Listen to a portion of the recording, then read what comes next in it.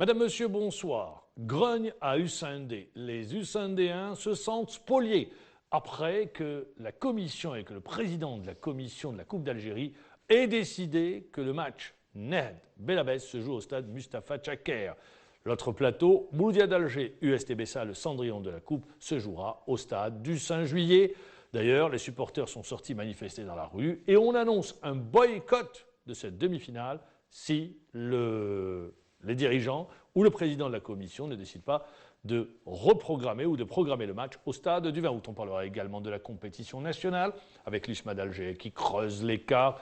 En revanche, nouvelle démission, celle de Bijota, l'entraîneur de la JSK battu par la JS Saoura, 3-0. Et puis, le match Tejnent-Mouloudia d'Alger, c'est un match qu'il faut oublier parce qu'il n'y avait rien sur le terrain, 0-0 à l'issue des 90 minutes. Et puis la compétition africaine, entrée en lice réussie pour le MCO. Le MOB conserve toutes ses chances. Pour en parler aujourd'hui, Mourad Wardi, entraîneur de football. Mourad, merci d'être avec nous.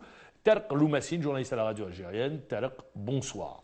Bonsoir. Toute première question, vous avez été surpris par cette désignation du Nehd au stade Mustapha Tchaker alors que les Hussein-Déens ont été tirés en premier et que le règlement Coupe dit que l'équipe tirée en premier reçoit à domicile.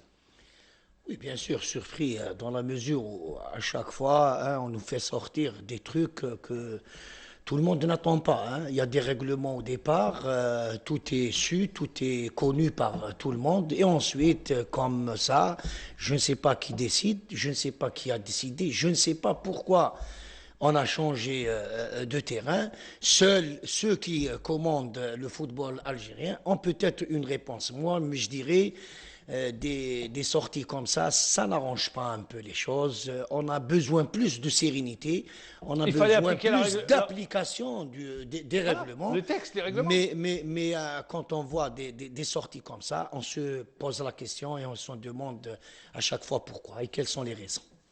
Tarek Loumassine, vous avez... Si ça avait été l'inverse, si l'USM Belabès avait été tiré en premier, où est-ce qu'ils auraient joué? Ils auraient joué à Belabès. Là, il faut poser la question et le fait qu'il y a une grande déjà des supporters, je dirais que parfois ils ont leur raison, même si je demande un peu de, comment dirais-je, de sagesse, mais je dirais que quelque part, ceux qui pendent les lois et qui reviennent, qui font des revirements à chaque fois comme ça, je dirais ils doivent revoir un petit peu leur copie et leur position. D'ailleurs, la réaction des supporters ne s'est pas fait attendre, on les a à l'image. Ils sont sortis manifester hier dès que cette décision a été prise. À Hussein-D, ils sont sortis pour afficher leur mécontentement suite à cette décision qui a surpris plus d'un. Oui, mais comme il l'a si bien dit, Loumassine, maintenant il y a des règlements au départ et au préalable. C'est un stade qui convient. Mouloudia CRB, c'est bien joué. CRB Mouloudia, c'est bien joué au 20 août. Net CRB, ils ont demandé à jouer à Tchaker, ils ont joué au 5 juillet, mais c'est le vœu des dirigeants. Mais il faut appliquer la réglementation. Alors, on a tous été surpris par cette annonce qui a été faite avant le tirage au sort par le président de la commission de la Coupe d'Algérie, M. Ali Malek. Alors, il va tenter de donner des explications au micro de Nahar TV. في 24 ساعة الملعب 5 جوية مشعشب طبيعي ما يقدرش يستقبل المقابلتين في 24 ساعة على هذا السبب قلنا باللي الاثنين يستقبلوا واحد في البوليدة واحد في 5 جويلية وما هذه عدل والنتائج نتيجة تاع القرعة ماهوش اختيار تاع الاشخاص ولا لجنة التنظيم تاع الكاس الجمهور. Alors là, on ne comprend rien. Le Nehd a l'habitude de recevoir au 20 août, le Mouloudia au 5 juillet. La commission a décidé, ça est de préalable, les deux matchs, non parce que le 5 juillet, on ne peut pas recevoir. Mais le Nehd n'a jamais demandé à être programmé au 5 juillet, sauf s'il y avait eu le derby algérois. Non, il parle du gazon naturel. Il a parlé plus du gazon naturel. Il a dit que... Comme si que toute l'année, nos clubs jouaient sur gazon naturel. Là, c'était... Non, moi, je dis, quelque part, c'est pas une réponse qui peut... Là, il n'arrivera pas à convaincre avec ce type d'argument. Pour moi, c'est pas convaincant. C'est pas convaincant du tout. Il aurait dû dire autre chose, mais maintenant parler du gazon. Quels sont les arguments qu'il peut donner? Pas d'arguments.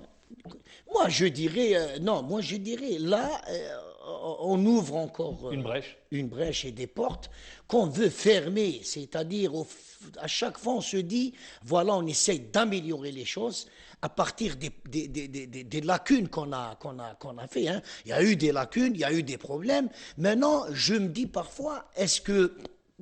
Il y a des questions qu'on se pose et c'est légitime aujourd'hui. Moi, je me souviens de CRB-CSC en demi-finale de Coupe d'Algérie.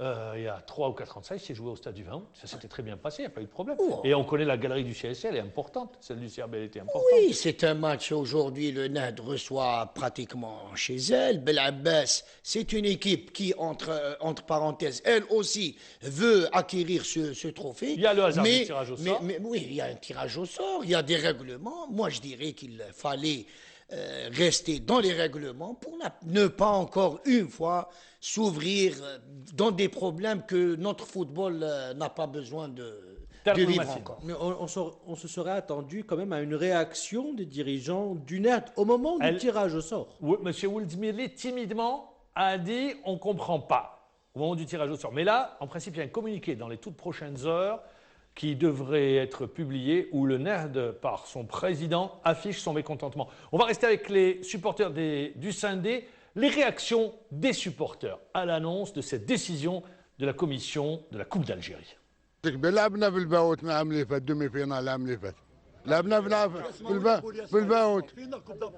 تاع العام اللي فاتت هذا العام كاين شعب واحد اخر. اعطيني الارتيكل النيميرو تاع الارتيكل اللي يقول كي تخرج تلعب في بلاد واحد اخرى في استاد واحد اخر. نلعب في بليده نلعب صح حنا بار برانسيب نلعبوا في الفاوت. انا مودي يلعبوا 5 جوي ونصر حسين داي يلعبوا في بليده. حنا 16 كما يقول القانون نص القانون لو بريمي تيري يرسوا ليكيب ادفيرس. احنا نرسوفي بلعباس في ملعب 20 اوت نخصوا لهم الاماكن تاعهم اللي لازم يجوهم عدد المناصرين تاعهم نصف كما يقول القانون والملعب تاعنا وحنا نحتفلوا بالنصف النهائي تاعنا في ملعب. Et puis on rajoutera également, on ne comprend pas, parce que le NES du Sindé, quand on regarde les chiffres, et vous avez travaillé sur ce dossier-là, Talak Loumassine, 7 ans que le NET n'a pas eu de huis clos, donc excellente galerie.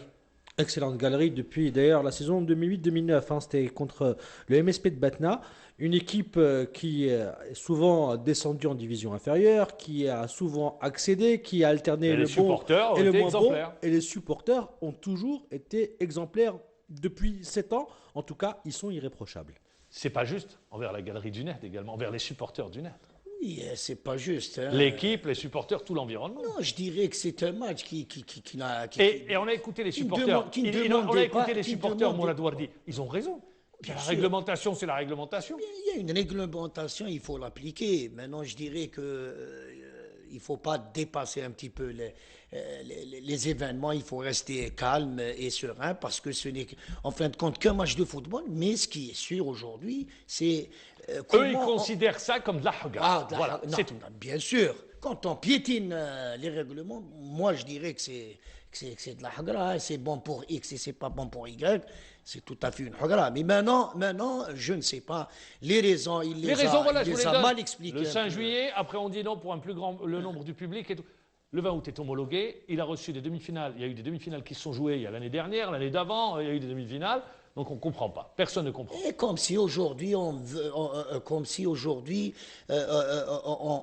veut que le spectacle soit grand. Et la télévision, dans la mesure où la plupart de nos matchs se jouent à huis clos. Donc 8 000 ou 10 000 spectateurs, le NAD est obligé de mettre des billets, de mettre à la disposition de l'USM Blabès des billets d'entrée, d'organiser bien comme il faut cette journée, ce spectacle. Je dirais que cette décision... Quelles sont les raisons qui ont été qui ont amené le responsable de cette compétition à décider autrement, à lui de donner une solution, une raison plausible. La réaction du NET se fera dans les toutes prochaines heures. On va passer à la compétition nationale. Elle s'est jouée en 2 parties. Tout d'abord, je voudrais avoir une réaction avec vous sur la compétition africaine. Le MCO qui gagne contre Gagnoa, le MOB qui perd 1-0 contre le club africain. Une équipe du club africain qui aurait pu faire très mal en première mi-temps. Oui, elle a été pratiquement, elle a joué seule en première mi-temps. Ils auraient pu marquer davantage, mais heureusement qu'il y avait cette maladresse offensive de la part du club africain. Le MOB est revenu petitement en seconde mi-temps. Ils ont su, déployer des efforts et pratiquement trouver les solutions qui n'ont pas fonctionné en première mi-temps. Le 1-0 reste toujours... C'est ce qu'ils ont, ils ont perdu lors du préliminaire contre l'Ashanti Gold, également sur le score d'1-0. La suite, on la connaît. On espère la même issue. Après 11 ans d'absence, le MCO revient à la compétition, 2-0. Ils prennent une option tout de même contre les Ivoiriens de Gagnoa. Ils prennent une bonne option et eux aussi, même s'ils sont contentés de marquer les 2 buts, ils sont revenus un petit peu derrière, peut-être en essayant de gérer les espaces parce que l'équipe ivoirienne, je crois qu'elle a voulu au moins marquer un but. Mais le MCO n'a pas su exploiter les espaces laissés par cette dernière. 2-0, je crois que c'est une bonne option pour le MCO pour comment dirais-je, passer au prochain tour. Au cap suivant. Parce que pour les quarts de finale, il y a encore du chemin. Allez, on va sur la compétition nationale. 14 points d'avance. Encore un point supplémentaire pris par l'USMA d'Alger après sa victoire hier contre l'Alba. 4-0. 4-0, l'USMA, on l'a dit, ça y est, c'est une équipe qui est pratiquement championne d'Algérie. Elle a pris une distance importante par rapport à ses poursuivants, même s'il y avait des petites maladresses juste après le retour en seconde, à la phase retour. Mais l'USMA, je crois qu'elle est championne de cette saison avec l'art et la manière et avec un nombre de points, un espace de points important.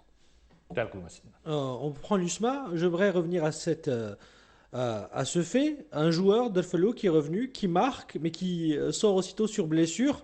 Il y a un problème en termes de prise en charge des joueurs. Je donne l'exemple de Delfelou, mais dans le championnat national, on voit qu'il y a aussi cette gestion Chita, par exemple. Du physique. Il y a Chita, par exemple. Moi, je dirais aujourd'hui, les problèmes de blessures... À répétition. Oui, à répétition, pas uniquement Delfelou, Chita, pratiquement on les voit pratiquement dans l'ensemble, chez l'ensemble de nos joueurs. Je dirais qu'on n'a pas une base de préparation importante déjà dès le jeune âge.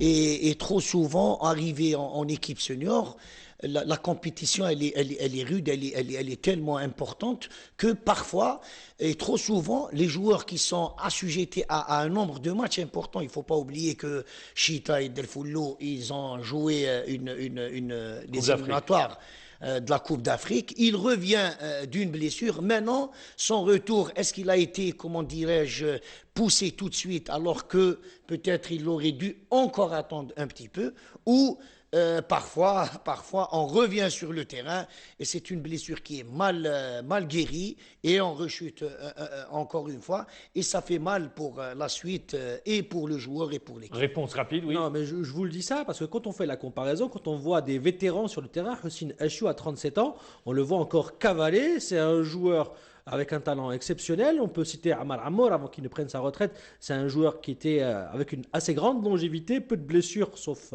en fin de carrière. Il y a quelque chose qui se passe. Non, mais l'expérience joue énormément. Quand on a l'expérience... Il y a la maîtrise du corps. Oui, bien sûr. On a l'expérience des matchs. Pratiquement, on ne se donne pas comme se donne un jeune à la compétition. Un jeune, il est là, il a cette force, cette arme d'aller de l'avant, de montrer ses capacités. Donc, trop souvent, ils vont vers des confrontations qui peuvent faire, leur faire un peu de mal, contrairement à des joueurs d'expérience. Vous avez cité Amar Amour et Achiou. Achiou, dans son jeune âge, il a subi quelques problèmes, comment dirais-je, de blessures, mais une fois il a acquis de l'expérience, il joue avec une très bonne lecture, il ne va pas dans le charbon, comme on le dit. Au niveau des duels, il fait plus attention. Il gère tout ça, il le gère parfaitement, et c'est l'une des raisons qu'il joue jusqu'à maintenant. Allez, on va écouter Bouchama et également les réactions de l'entraîneur des joueurs de l'Alba. كما يقول لك رانا ب 14 نقطة، حنا دوك نلعبوا مقابلة بمقابلة، نحوسوا ريكورتيو ماكسيموم 2 بوان، يعني ما يهمناش لا مورانا، احنا يهمنا يعني نكملوا شامبيون ان ديفيرونس يعني كبيرة إن شاء الله. لا الحمد لله مي في الأول ما دخلناش مليح في الماتش وين الأربعة كوميم ايزون كري بوكو دوكازيون، قريب سجلونا اون دو فوا. كيما نقول لك ان شاء الله نكملوا هكذا سورتو الماتش تاع السي ار بي هذايا. بون بالك تما كنقول لك باللي نكونوا شامبيون 100% ان شاء الله. احنا انهزمنا اليوم مع فريق يعني حتى المرتبه الاولى، يعني ماشي هكذاك حتى المرتبه الاولى. حبينا نديروا لقاء جيد. On a pratiqué le football qu'il fallait faire. Mais طحنا في une équipe accrocheuse و صافي راهم 4 ans و 5 ans راهم كيف. هما كانوا افيكاس علينا قدام لي بيت، حنا راطينا لي زوكازيون، هما استغلوا الفرص اللي جاوهم. هزيمة مرة 4 بيت ما كناش يعني نستناو هذا الشيء. بصح صار فلات با يعني لي ماتش اللي مديناها فوق التيران. L'Arba'a, le gros gâchis. Ah, c'est le gros gâchis. Hein. C'est une équipe qui. Le dirigeant, changement d'entraîneur, oui, les joueurs. Instabilité sur tous les plans. Hein. C'est vrai que peut-être sur un plan financier, elle a un petit peu été, comment dirais-je, gênée sur ce plan. Mais sur un plan effectif, vous avez vu, pratiquement, il y a pas mal de joueurs qui ont été libérés. Parce qu'ils n'ont pas payé. Ils n'ont pas été, et ils ont été libérés. Ils ont trouvé tout de suite.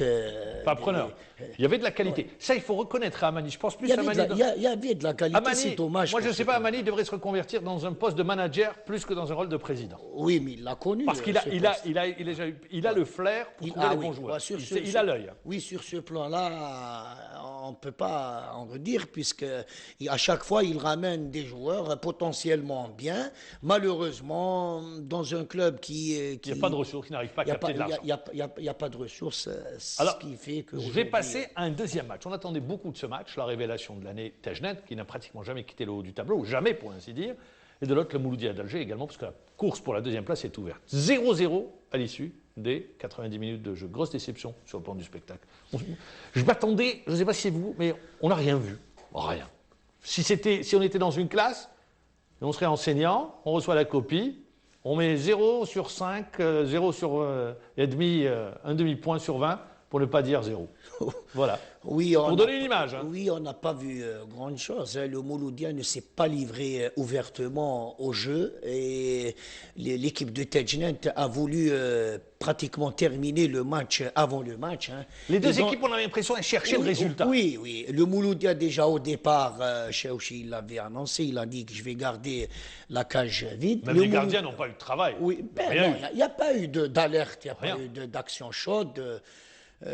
En cité. Donc je dirais que c'était un match où chaque équipe, même si Tajnet voulait gagner ce match, mais elle a prêché trop par maladresse et il n'y avait pas cette lecture de jeu. La seule lecture, c'est d'aller vite conquérir la cage de Chaouchi et il y avait trop de maladresse. Le Mouloudia s'est contenté pratiquement de rester derrière et de trouver des solutions de contre. Malheureusement, on n'a pas vu de tout ça. Et c'est un match entre parenthèses. À oublier, on reviendra vers vous, Tarek Loumassine. On écoute Liamin Bougrara, l'entraîneur de Tajnet. كنا قادرين نسجلوا يعني خاصة في الشوط الثاني وان خلقنا العديد من الفرص كانت يعني سانحة للتهديف تبقى اللمسة الأخيرة وتكتل يعني لاعبين تاع مولودية العاصمة في الوراء وخير دليل على ذلك هو إقحامهم يعني لأربع لاعبين يعني في وسط ميدان دفاعيين وذلك يعني لشن من حملات دفاع تاجنانت. دومينينا المولودية اللي جاوا اليوم هما كان عندهم تما ايزون جوا افيك بوكو دو كالكول وين كانوا حابين يدوا او مينيموم ان بوان.